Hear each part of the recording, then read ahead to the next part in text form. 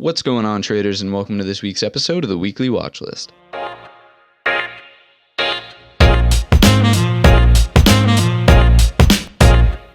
In the Weekly Watchlist, I do a technical analysis and give you some of my thoughts on the tickers up here on the left.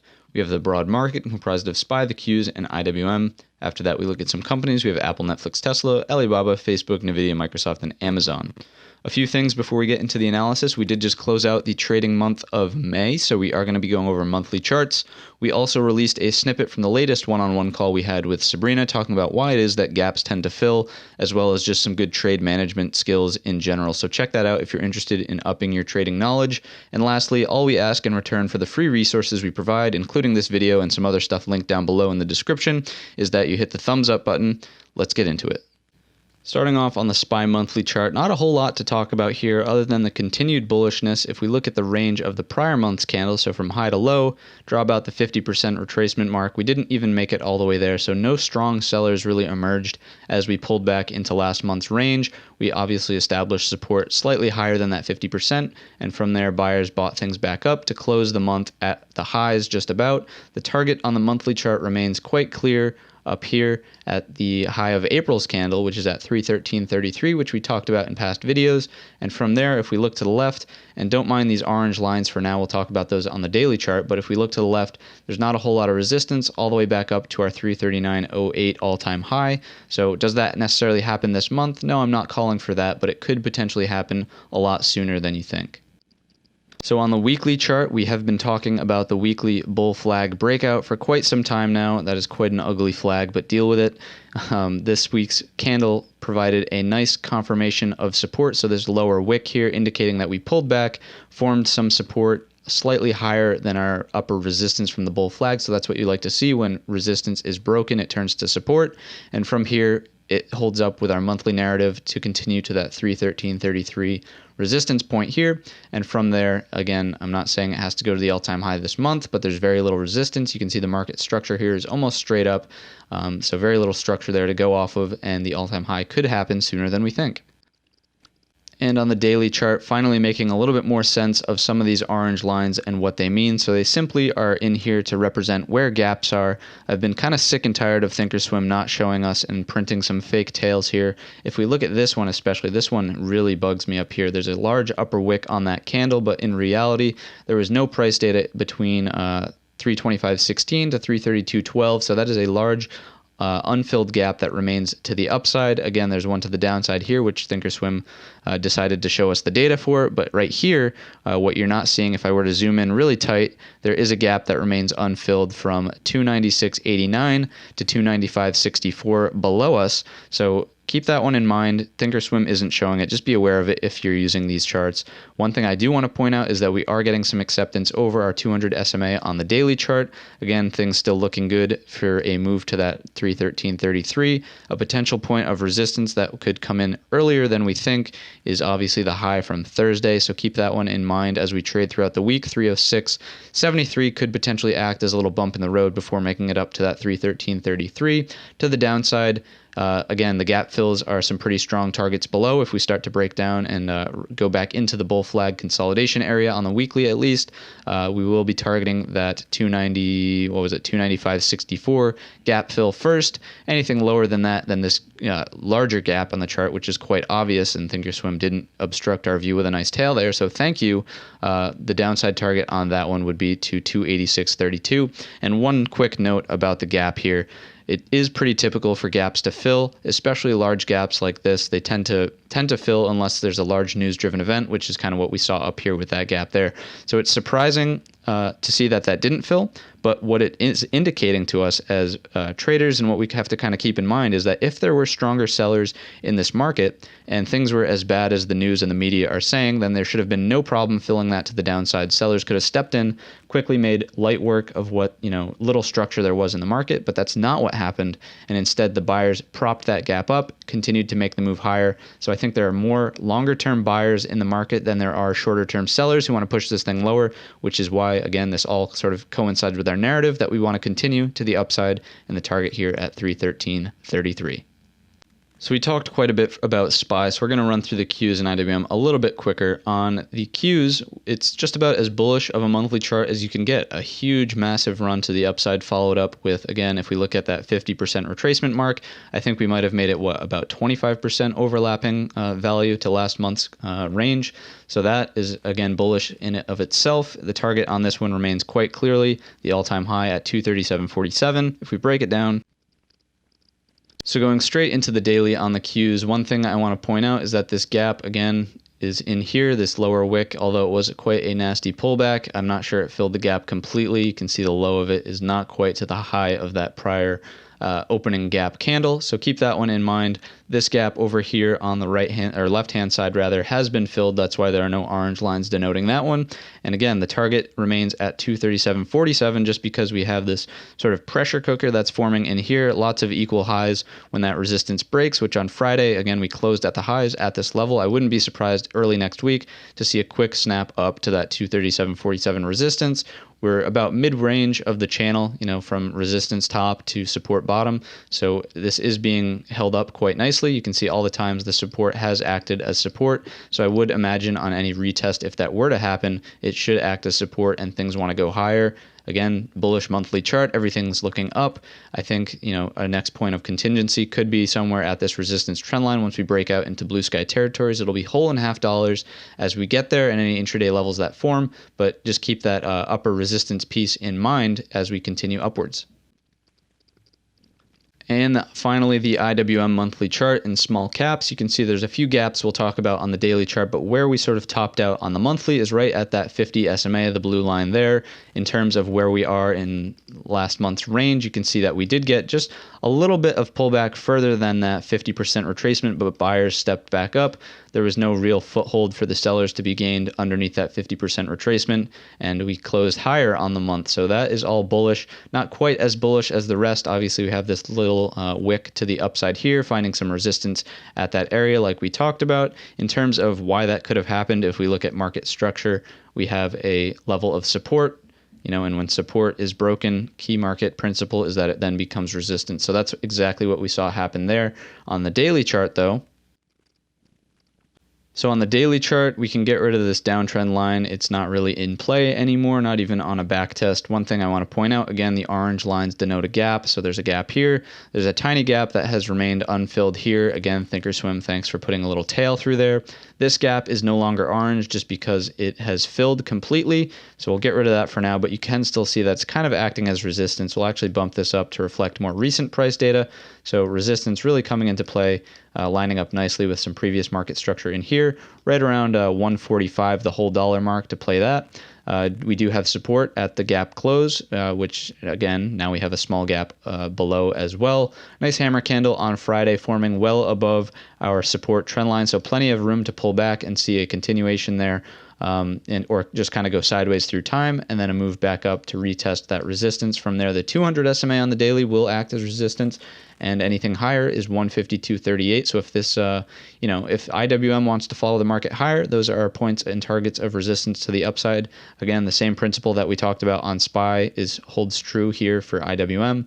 If this gap were to fill, which it should have, especially with the weakened economy, yada, yada, yada, that didn't happen, so buyers remain in control and the sentiment still remains to the upside, but it is a downside target. If this trend line does break and we get into that gap fill territory, 125.50 just about should act as our next support below. So if you've made it to this point in the video, I'm sure you're enjoying the analysis. Be sure to hit the thumbs up button, subscribe to the channel, and turn on notifications. That way you know every single time I drop a new analysis. So Apple, we didn't really get the trade we were looking for in last week's video, but it's still kind of set up here. We have this tight consolidation range after a nice move to the upside, forming a bull flag, especially with this tight consolidation here. We're looking for that move to our all-time high resistance. With the market poised to go higher, it sort of seems like the natural thing to do, but with the large gap up and sort of sell-off on Monday, we have new established resistance, sort of a bump in the road, if you will, on the way to that all-time high. That's at 320. 323.50 just about, so keep in mind that bump in the road. Anything higher puts us in blue sky territory, so whole and half dollars, as well as any intraday levels that form. We have key support here at 315.50. If it breaks, there could be a nasty move to the downside just because that's such a key support. All these equal lows, all these touches to the same place. If it breaks, again, think of all the pressure and sellers that could potentially emerge there, pushing prices all the way back down to our next area of support on the chart around 303.50 to that $300 mark, which we saw act as pullback support in this area here. There is a small gap that remains unfilled to the downside, so keep that one in mind as well. So Netflix gave us quite the aggressive sell-off right into that 50 SMA. If you were watching, this thing was completely overextended to the downside. When things get overextended and come into a key support, be it a moving average or a horizontal price level, you can almost always bet that you'll see some sort of bounce or at least sideways action around that area. So we alerted this in the Discord coming into that 50 SMA. We've caught a nice bounce off of that level. There's a new little area of resistance here at 420, just about. If we can go higher than that, the target above remains at 427.67. You can see all the times we've touched and interacted with that price level. Anything higher than that, again, same thing. All the times we've interacted with this price level here at 439.23, and then it's essentially back up to the all-time highs. That is if we get this continuation to the upside with, again, the market poised to go higher. I think it could potentially happen. To the downside, though, this 50 SMA will act as support again, since we did see it once. If we see that move back into it, and then maybe it touches it again, and it breaks, our next sort of area of support on the chart is this one down here around 393. So that's the downside target and support area. Again, look at all the times prices interacted with this level. It should act strongly if we get down into it. So Tesla forming a beautiful setup here, just absolutely wonderful pressure cooker right at the 833.20 level. If we break out higher, a quick bump in the road here that we've established resistance at around 866.11, but from there it's really, again, just a straight up move to the all-time high. Some structure in the chart here in the past that we've talked about, some potential resistance there, but I think that's more of just a bump in the road. And the move, if this breakout were to happen, is to the all-time high at 968.99. The one thing that's really attractive about this and why it's such a good setup is that we have higher lows forming. So a low here, higher set of lows, higher set of lows, higher set of lows. What this is implying is that sellers are not stepping in. They can't continue to push prices lower and lower and lower. Rather, the bulls are stepping up, pushing prices higher, higher, higher. And when the breakout happens, again, it's that much nicer to the upside. To the downside, though, if it does not play out in our favor and we get a breakdown from this level, then we have key support here at 768.75. You can see, again, all the times price interacted. From there, a move down to 688.23. 50 SMA is coinciding with it right now. It would take quite an aggressive move for that to happen and become a super support, but that will slowly start to creep upwards, something like that. And then lower than that, there's the gap fill to 251.12. That's about all we'll cover to the downside. So Bob is kind of the wild card, or it has been at least for a little while now. There's one thing I'm noticing: we can draw in a key resistance that has been established by this little triple top area, or even a little more than that, actually, if we look back to the left a little more. So 207.04 seems to be a key area of resistance. You can see all these touches in here, 1, 2, 3, so on and so forth. But what's interesting about it is that if we continue to break out higher, we could potentially fill the gap to the upside, which sort of negates the island top reversal we were talking about in last week's video. One thing I want you to keep in mind with this one is that if you're day trading it, you want to make sure that if there is going to be any talking about China in the headlines or the news or anything like that, just because this is a sensitive stock to that type of announcement. So keep it in mind if you are going to be day trading it. Targets to the upside, if the gap fills and continues higher, is at 221.50, as noted by our resistance up around that area. To the downside, though, if this resistance holds up and proves to be a wall, and we are looking for pullbacks into the area here around $200.50. You can see all the times, prices sort of been hovering around that area. It's just really chopped. If the symmetrical triangle breakout holds true, then the move is higher, but downside targets, again, strong triple bottom support at 197.33.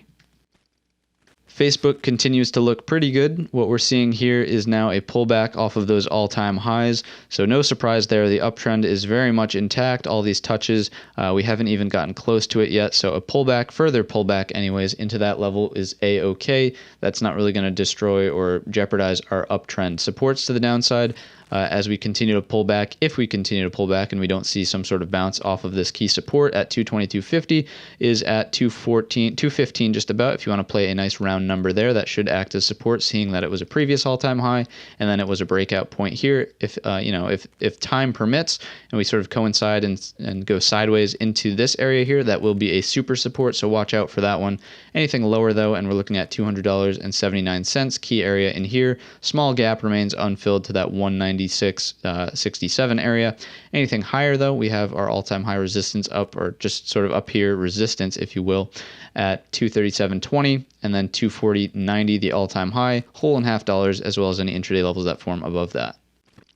NVDA finally pulling back, and this really aggressive pullback here, especially after the earnings sort of gap up and hold. But what we're watching for now is a move back up to retest that all-time high, now that we've sort of established this sort of fake breakdown, if you will, and now we're targeting the opposite end of the range. So that's just simple balance rules, where we have a balance area. We started to see a fake breakdown to the downside. However, we traded back up into the balance area, in which case we target the opposite end, which is the resistance area. So 362.87 remains the target. From there, whole and half dollars, as well as any intraday levels that form. Blue sky territory stuff that we always talk about. If, however, we see this act as resistance, our supports below will remain all these levels that we've since broken. So 350, just about to play a round number there, 340, and then anything lower is sort of more of a pullback, especially with this completely straight up day, very little structure there. We're looking at 315.15 as our next support below. So Microsoft, again, respecting its uptrend quite nicely, although we did violate the support trend line a little bit here on Wednesday, Thursday, Friday. The price is starting to get back above it though, so things are looking good. We can draw in a bit of a resistance downtrend line. It's very, very slight. Looking something like that. You can see all the times price was rejected, so look for that sort of breakout to happen there, in which case a quick pop up to our next resistance at 187.25 will be in store. Again, if the whole market wants to go higher, the next move would be up to our all-time high at 190.70. Anything to the downside though, if we see continued pullback off of this area, if the support breaks, for example, then we do have a new level that has been established, which we will mark into the chart, if we get the right tool, of course, right around here at 176.43. So keep that one in mind as an area to the downside. We'll get rid of that. Anything lower, and we have 170.78, which will coincide with that 50 SMA. But again, just like on Tesla, I think it was we were talking about, it would take quite an aggressive move for that to be a super support right off the bat. The 50 SMA will likely be more around, somewhere in here, should there be any sort of aggressive pullback downwards this week.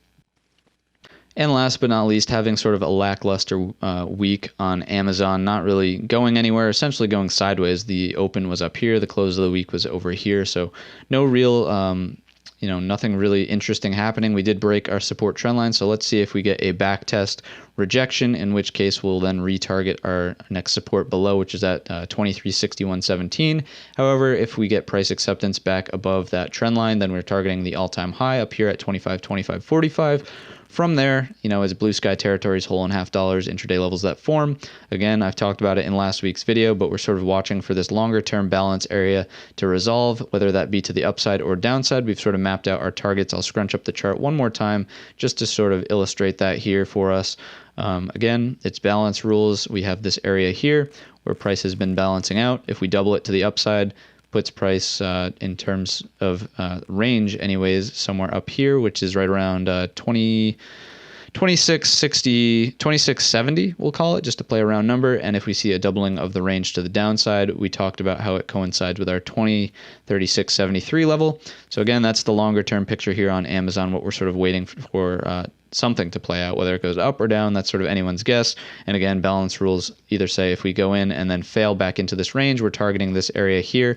But if the opposite happens, let's say for some reason we continue to consolidate sideways, we go down into here and then we start trading back into the range, we target this area, the upper end here. As always, the opposite end of the range. So keep that stuff in mind. The longer term picture here is sort of what we're waiting for on Amazon. There's not really much, this is sort of just chop and sideways. You can trade it intraday with setups that form, but there's no real setup here happening on the daily at least. That's going to do it for this week's episode of the Weekly Watchlist. If you learned anything new or found the video helpful, leave the video a comment letting us know down below. Subscribe for more of this type of content, and we wish you a green trading week.